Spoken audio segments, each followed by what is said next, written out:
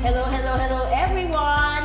Andito na tayo at nakita nyo ang teacup. Ibig sabihin, 20% ang programang Puno ng Puso para sa mga seniors. At tignan nyo naman, grabe naman, kasama natin ngayon ang ating coach, si Coach Tobit Ibanez. Hello po, good afternoon. Yan, sama tayo. Inom pa rin tayo ng tsaa. At least yung tsaa, wala itong sugar Coach Wala po. Tobit So safe na safe tayo dyan. At medyo kakaiba. First time na dito sa ating set ay nakatayo, di ba? Ang lola nyo, di ba? Ibig sabihin, medyo magiging maaksyon ang ating hapon. At kung kakayanin ko, ibig sabihin, kakayanin ninyo. Kaya itong buong programa natin, huwag aalis, tutok lang tayo at sabayan. Luwagan-luwagan nyo yung space ninyo kasi ngayon hindi lang kayo makikinig, kikilos din tayong lahat. Let us praise the Lord And give Him thanks! So, Coach Tobit, akin na ang iyong tsaa. At alam nyo, meron tayong inimportahan, no? Na totoong lolo at talagang pasok siya, no? Dun sa age reveal kasi medyo hindi pa ako mga ka-level ninyo. So, siya po ang tuturuan, gagabayan ni Coach Tobit. At pag naging matagumpay, ibig sabihin kakayanin nating lahat. I-welcome din natin si Kuya Noel.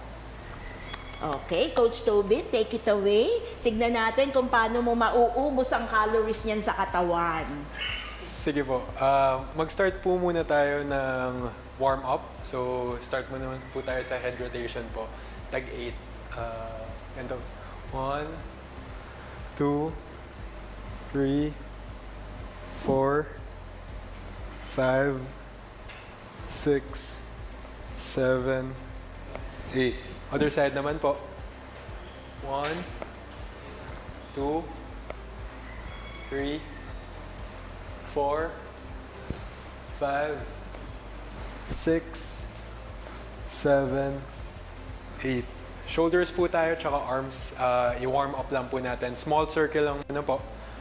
1, 2, 3, 4, 5, 6, 7, 8. Pabalik naman po. 1, 2, 3, 4, 5, 6, 7, 8. Big circle po tayo. 1, 2, 3, 4, 5, 6, 7, 8. Pabalik naman po. 1, 2, 3, 4, 5, 6, 7, 8. Stretch pa rin po natin yung shoulders po natin.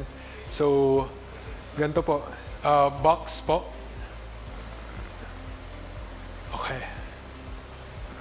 So, counted as 1 po yan. So, 2.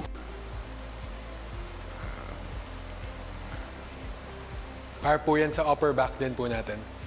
3.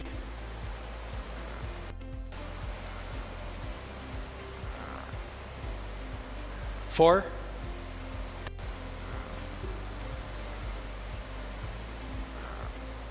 5.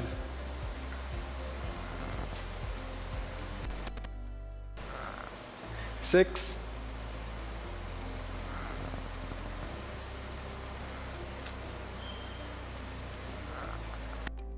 7. Last.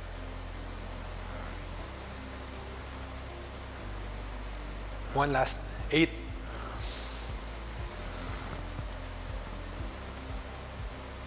Okay. Start na po tayo ng squats po natin. Kung hindi naman po kaya ng deep squats po, para po yan sa lower back, para din po yan sa hamstrings natin, pati glutes po natin, dito po sa puwet na area. Para po nakagalaw po tayo ng up-down pag sakaling umupo po tayo pag kumakain. So, kung di po kaya ng ganito ka-deep na squat, kaya pa ng Tito Noel. 8 po. Ang alternative po niyan ay pwede naman din po na may upuan Tapos nagsisquat lang po tayo dun sa upuan. Pero for now po, kaya po natin yung deep squats. So 1, 2.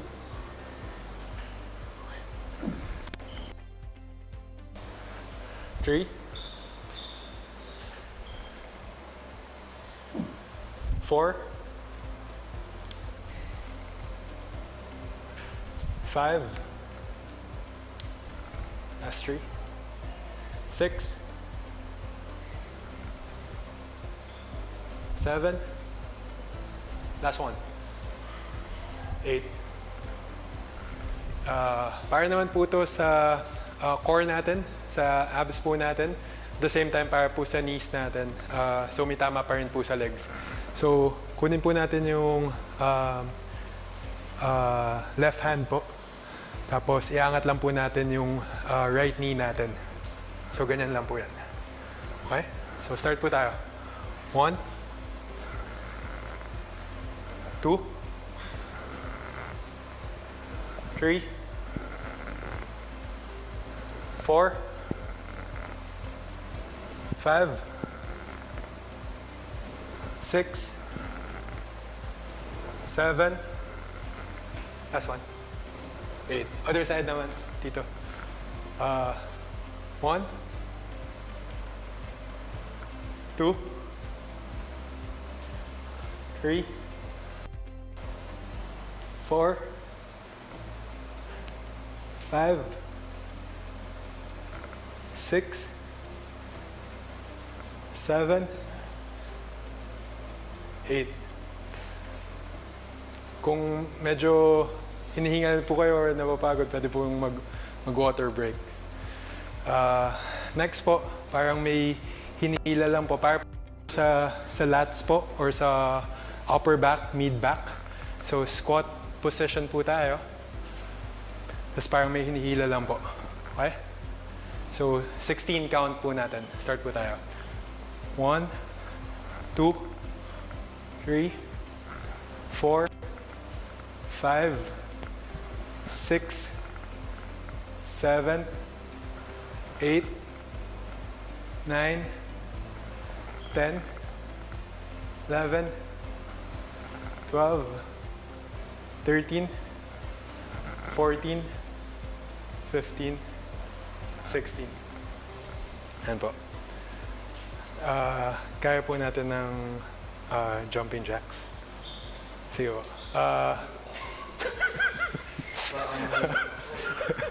Kung medyo nahihilo po, pwede mo muna water break or umupo muna. Pero jumping jacks po tayo. Start po tayo. 1, 2, 3, go. 1, 2, 3, 4, 5, 6, 7, 8, 9, 10. All good po. Ito po, more on sa lower back naman po. Para at least tumibay po yung lower back natin. So parang nagde-deadlift lang po tayo sa gym. Pero ganito lang po yung movement. Okay? So start po tayo. 8 count lang po. Kunyari may hawak lang po tayo. 2, 3, 4, 5, 6, 7, 8.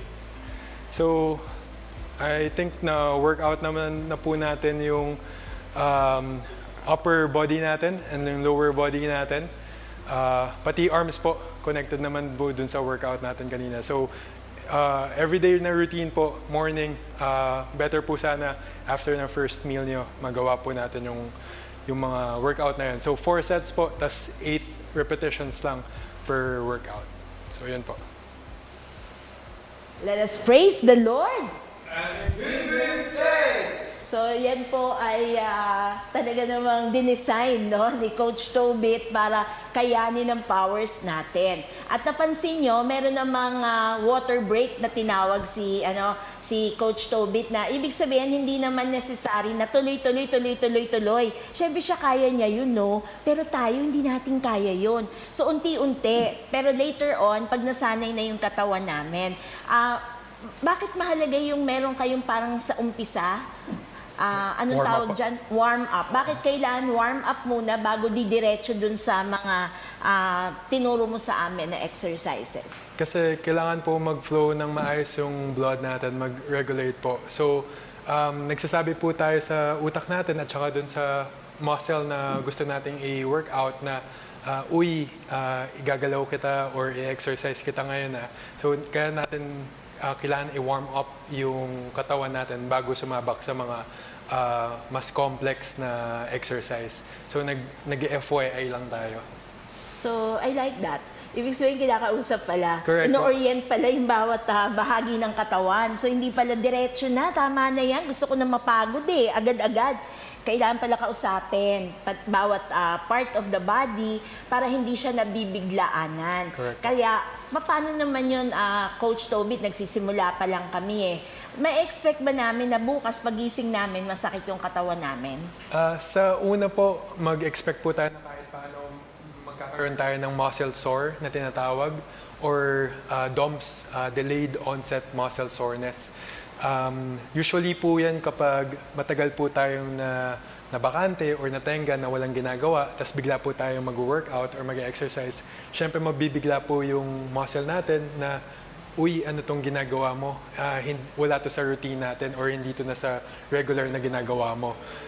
Pero after po niyan, pag naging consistent po tayo, nag-workout po tayo or may minimal na movement po tayo, masasanay din po yung body part or yung muscle na work on natin. So, dapat may routine talaga. So, ifa-follow namin yung routine. So, ibig sabihin, patapos ng episode na to, uulitin nyo to ng uulitin. So, pagkagising sa umaga, aralin natin yan, di ba? So, dahil ito ay isang set na ginawa sa atin, open nyo uli, mafa-follow nyo uli ito. Buksan uli ang TV Maria, pumunta sa YouTube, di ba? Balikan natin yung FB din ng Layfor San Lorenzo Ruiz para tuwing umaga nagkikita-kita tayo. Hindi naman akong titignan nyo, si Coach Tobit talaga. Pero malay nyo, pagdating ng panahon, Coach Tobit, pababalikin kita at makikita mo yung bawat part of my body na nagkaroon na ng firmness, o di ba? So hindi yan imposible. Pangalawa, nabanggit mo kanina nung nag-workout kayo na after breakfast. Kasi lolos and lolas namin, ang mga routine niyan, magluluto, maglilinis, maghahatid ng apo, sisimba muna, kakain, bago mag-workout. Correct So po. wag na wag sila mag-workout na hindi pa nakakain. Correct po. Kasi po, importante po yung carbs. Actually, dun po nagpe-play ng malaking part yung rice po na kinakain natin kasi source of energy po yan. So kapag, let's say sa umaga, oats tayo or nag-rice tayo na may kasamang meat, yun po yung gagamitin nating energy para tumagal po tayo dun sa workout and magawa po natin ng maayos yung exercise. So very important po na may kain po tayo bago mag-workout. So, Coach Tobit, paano na naman yung pananaw nila na sabi mo mag-water break? Mabubloat na naman ako, hindi ako makakakilos. Yes po. Ang importante po dyan, kahit paano, mag-sip lang po ng tubig or better po yung mga Gatorade or Pocari kasi may mga ano po yun vitamins na pinapasok sa katawan na makakatulong para mas tumagal tayo sa pag-workout or mas magawa natin properly yung exercise. Pero huwag magreklamo kung wala sa budget yung mga Correct po. iniinom. Water Tubig lang, is pwede good na po. tayo. Opo. Kasi kala nyo naman maghapon kayo mag-workout. Nagsisimula lang tayo. Unti-unti lang tayo. Pero try natin talaga magiging makakatulong talaga sa atin kung magiging habit na natin at magiging routine na. Tapos, another question tungkol dyan sa pagkain, masakit yung katawan, yung counting. Paano pag na-miss out namin yung counting namin? Kasi syempre yung focus namin, di ba, yung sa squat mo lang kanina, baka, ay, mali ako ng number, mali ako ng counting. Paano ba yan? Kung sakali pong makalimutan niyo yung counting or repetitions po na tinatawag, as long as medyo mag-sore na po or ma-feel niyo na po yung parang init dun sa muscle body part na wino-work on nyo, pwede na po kayong magpahinga or tumigil para mag-prepare po for another set. So okay lang po yun, basta ma-feel nyo lang po na may konting stretch or init. So, ibig po sabihin, wag niyong pupwersahin. Correct. Kasi mararamdaman ng body mo yun di ba? Correct Na parang teka muna, na over na. So, wag mo masyado i-push yung sarili. Kung hanggang saan lang yung kaya. Tama ba? Correct po. So, napansin ko kanina yung model mo, yung tinuturuan mo kanina, medyo parang hindi na kaya yung jumping jack na tinatawag, di ba? Para magba-blackout na siya. So, wag niyong pwersahin. Correct po. Di ba? Kung hanggang 3 lang yung kaya nyo, sige lang, chill lang. Bukas uli. Di ba? Correct po. Bukas, siguro, abot mo na yung 4. O hanggang doon na naman uli. Di ba? Magpo-progress siya na magpo-progress. Pero ngayon, gamitan naman natin ng alternative. Kasi medyo kanina, yun yung strict na na dapat namin ma-follow. Pwedeng may props. Sabi mo kanina, pwedeng may upuan. Correct At po. minsan, habang nanonood, ano rin yung pwedeng movements, di ba? Ng paa, para kasama na rin yun sa step count natin, di ba? Correct po. Okay, so ito po, abangan ninyo, importahin uli natin yung kanyang model sa workout na ito. Pero this time, kasama na ang upuan. Let us praise the Lord. And give Him thanks. So, for example po, kanina po hindi po natin kaya yung sobrang babang squat. Pwede po tayo gumamit ng upuan. Tapos, ulitin lang po natin na at least 8 repetitions or 8 count. So, simple lang po na parang umuupo lang po tsaka tumatayo. Kunyari kakain po tayo. So, 1, 2, 3, 4, 5, 6, 7, 8. Para ma-work naman po yung quads nyo, pwede naman po nakaupo lang po tayo. Tapos tinataas lang po. Makita nyo po yung muscle dito sa area na to ay parang nag-activate po siya. 4, 5, 6, 7, 8. While for upper body po, back at saka arms po, pwede pong yung mga ginawa natin kanina na nakatayo, gawin siya na nakaupo. So pwede po na gantong movement po para sa upper back, pati sa shoulders po natin. 4, 5, 6, 7, 8.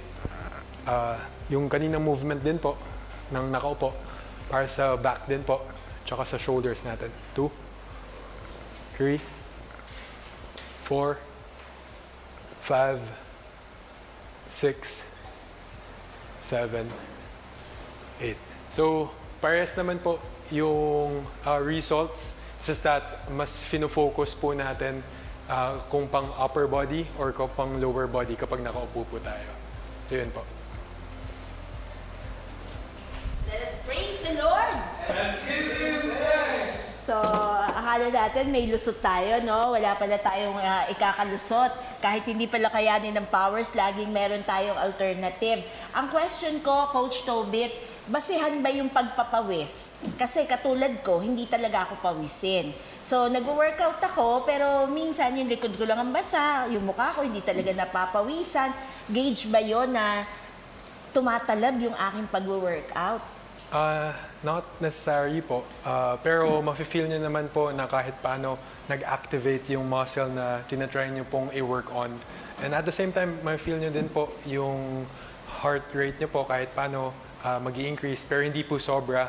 Ibig sabihin po, may tinatawag po dun nasa zone 2 yung heart rate po natin. So enough na po yun. Not necessary na kailangan ka magpawis or sobrang basa po kayo para masabi na effective yung workout nyo. So, Coach Tobit, wag malungkot ang lolos and lolas kung wala silang ano. Ano ba yung nilalakaran? Anong tawag sa ganun? Parang treadmill po. Treadmill. Apo. Kasi di ba, ano yan eh, Tool. Yeah. tool yan talaga. Pero kung wala, okay lang, di ba? Correct po. Tuloy lang. Itong tinuro mo sa aming routine, kung sa isang buong linggo, araw-araw ba ito dapat gawin? Eh, beginners lang kami. Kung kaya po, everyday, pero kung hindi po, at least 3 to 4 times a week po, magkakaroon na po ng changes or makakita na kayo ng progress.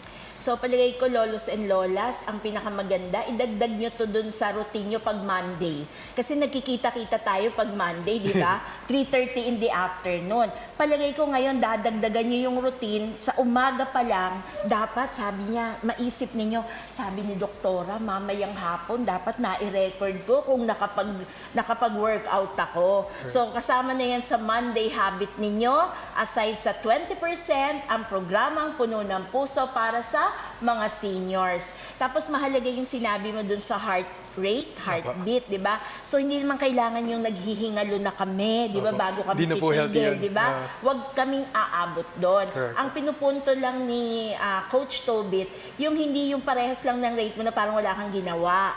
So pagka medyo bumibilis na yon, ibig sabihin nag-e-effort na eh. Yung Opo. puso, di ba, gumagalaw na siya, nakakatulong na siya. Tapos later on, magkakaroon na kami ng stamina. Paliwanag mo nga sa lolos and lolas natin, ano ba yung stamina? Yes po. Nagkakaroon po tayo ng stamina kapag mas nag-i-increase yung parang endurance po natin, yung strength po natin to do a certain thing. So hindi naman po siya kailangan pang workout lang, pero kahit po sa akyat baba ng hagdan or paglalaba po, paghugas ng pinggan, makakatulong na din po yan. So helpful po yung workout para ma-supply yung mga gawaing bahay natin. So, natatawa ako, lolos and lolas, kasi ini-imagine ko, pag naging habit nyo na to, baka naman hindi na kayo maglaba, hindi na kayo magluto, kasi sasabihin nyo agad sa pamilya nyo, okay, stop muna ang lahat, mag-workout ang lola nyo. So, ang kinakwento sa atin ni Coach Tobit, sabayan, no? Hindi naman kailangan ma-disrupt yung system ng buhay, pero lagyan siya ng puwang, lagyan siya ng lugar. So, any parting message, Coach Tobit? Una, salamat ha, pinagtyagaan mo kami ng mga titos and titas na pangalagaan ang aming sarili. Siyempre, nag-effort ka kasi bilang bata, kailangan balikan mo kami dun sa pinaka-basic at any parting message for them? Apo. So, for our titos, titas, lolos, lolas, para po mas humaba po yung buhay natin at the same time maalagaan po natin yung mga anak and apo natin. Very important po na integrate natin yung workout, yung pag-exercise together with a healthy diet and good sleep. Parte po lahat yon para mas mapahaba and ma-enjoy pa natin yung buhay natin. So, good luck. Kaya po natin yan. Let us praise the Lord! And give Him thanks. At syempre, hindi tayo papakawalan, no? Nagsimula lang tayo nitong taon na to ng 2025. Ang sabi natin, New Year, New Me. At siguro kung ang buhay namin paikli, pero dahil sa pagtsatsaga mo ng pagko-coach sa amin, siguro naman nadagdagan kami kahit 1/4 sa awa at tulong ng Diyos. So, dahil mahalaga ang wellness, pero mahalaga din yung wholeness natin. Kaya sa tuwing natatapos yung interview natin kay Coach Tobit, siya ay nagagabay sa atin sa ating panalangin. In the name of the Father, the Son, the Holy Spirit. Amen. Prayer for growth and righteousness. I'm often displeased and discouraged with my life, Lord. But through the Spirit, I eagerly await, by faith, the righteousness for which I hope. Amen. In the name of the Father, the Son, the Holy Spirit. Amen. Let us praise the Lord. And give Him thanks. So, New Year, New Me, nagsisimula pa lang tayo sa maaksyon na maaksyon, pero abangan ninyo yung susunod nating episode at susunod nating serye, Usaping Puso naman. So, love, love, love. We'll see you again next month, next Monday. Bye-bye!